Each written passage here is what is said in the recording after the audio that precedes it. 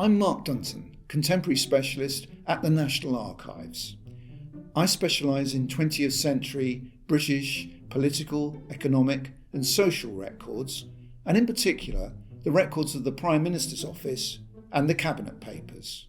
Now, the Prime Minister's Office originated in 1916, and its purpose is to support the work of the Prime Minister, then David Lloyd George. It is different from the Cabinet Office, which was created around the same time to support the work of the Cabinet. The Prime Minister is appointed by the Sovereign and is usually the leader of the political party holding the majority of seats within the House of Commons. The Prime Minister's Office records consist of the official correspondence of successive Prime Ministers, from David Lloyd George to Tony Blair. A 20-year closure rule applies to most historical records. These are the papers which cross the Prime Ministerial desk. The records range widely in their subject matter and represent a virtual A to Z of governmental activity.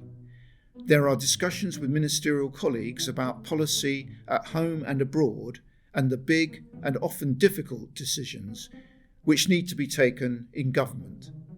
The papers also reflect the fact that the role of Prime Minister has expanded considerably since 1945.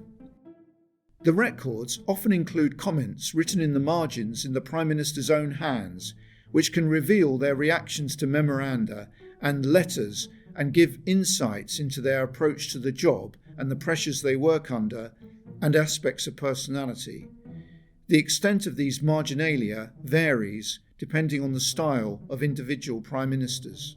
Today, we're talking about this file, Prem 11/1152, which relates to the Suez Crisis in 1956. And by the summer of 1956, tensions had been building between Britain, France and the US on one hand, and Egypt, led by Colonel Nasser, on the other. On the 26th of July, Nasser suddenly announced that he had nationalised the Suez Canal. About 3/4 of Western Europe's oil was transported through the canal, as well as a considerable amount of trade for Commonwealth countries, so this was certainly a significant event.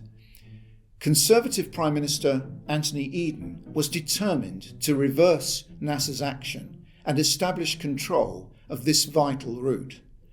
Eden had served as Foreign Secretary 3 times, and a volume of his memoirs was entitled Facing the Dictators. And Eden became obsessed with the idea that Nasser was another Mussolini who should most definitely not be appeased but faced down in the strongest possible way and be overthrown. The historical consensus on this is that Eden misapplied the lessons of history. When Nasser announced the nationalisation of the canal, Eden was furious, and initially he said that he wanted to respond with force immediately, but the chiefs of staff explained that a military operation, an invasion of the canal zone, would take weeks to prepare. A committee was set up, the Egypt Committee, a sort of inner cabinet, rather like a war cabinet, which supervised the military planning, and liaison began with the French political leaders and military chiefs.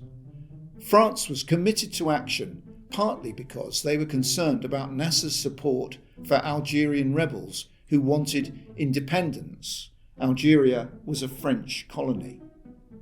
Eden and his Foreign Secretary Selwyn Lloyd, they pursued some peaceful solutions, including using the auspices of the United Nations. But these efforts were received with little enthusiasm by Nasser, and Eden's views hardened. Initially, the British public mood had been in favour of taking firm action against Egypt, but by mid-August, that mood was beginning to change as people started to realise the difficulties involved in triggering a war with Egypt, and the consequences for the wider Middle East started to look increasingly problematic. This file covers that August 1956 period, and it shows some strains appearing in the cabinet over Suez policy.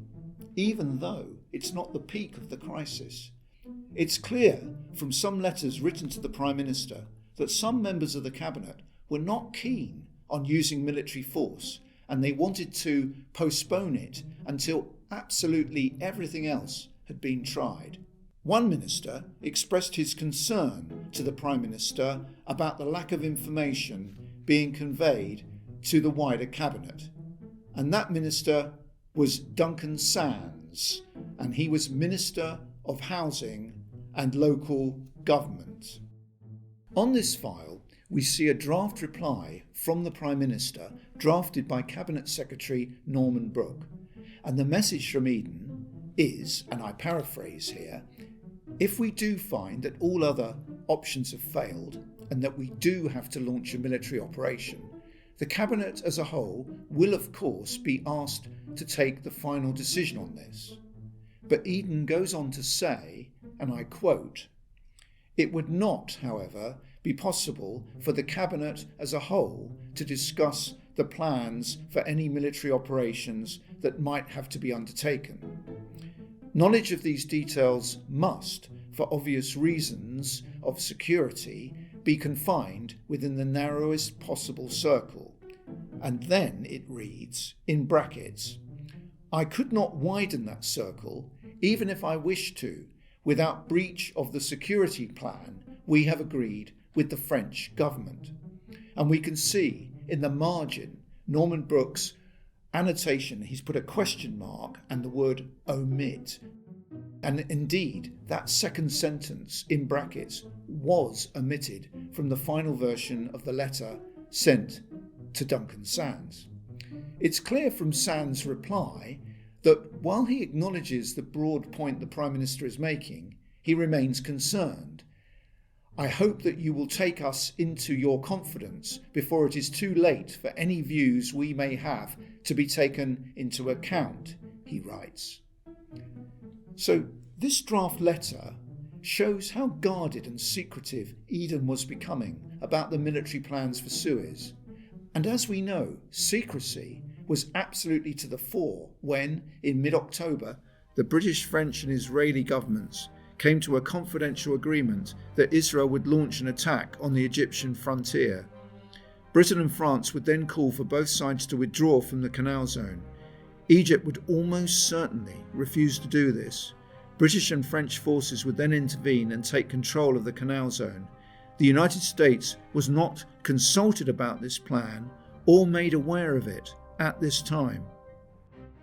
And this planned sequence of events did indeed play out when Israel attacked Egypt on the 29th of October, leading to conflict between the two nations. Anglo-French forces landed on the 5th and 6th of November and began occupying the Canal Zone. However, a huge diplomatic row erupted. Soviet leader Khrushchev threatened a nuclear response. The United States reacted furiously and applied massive pressure on Britain to withdraw and refused to support sterling, which was in trouble on the exchange markets. Eden was forced to halt the operation. British and French forces withdrew by December, and Israel finally conceded, giving up control over the canal to Egypt, which reopened the Suez Canal in March 1957. It was a national humiliation for Britain and a personal disaster for Eden, whose health was now in significant decline. In late November, he flew to Jamaica to recuperate, but soon after he returned, he resigned. This is just one of thousands and thousands of pages in the files of the Prime Minister's office, which are available here at the National Archives. And it really is such a rich resource. Often the records include handwritten comments made by the Prime Minister themselves, which reflect the mood of the Prime Minister. Often it shows the great pressures that Prime Ministers are subject to, and we see their gut reactions. When you look at these records, it can make you feel very connected with the person of the Prime Minister, how they're feeling at the time. This is history coming alive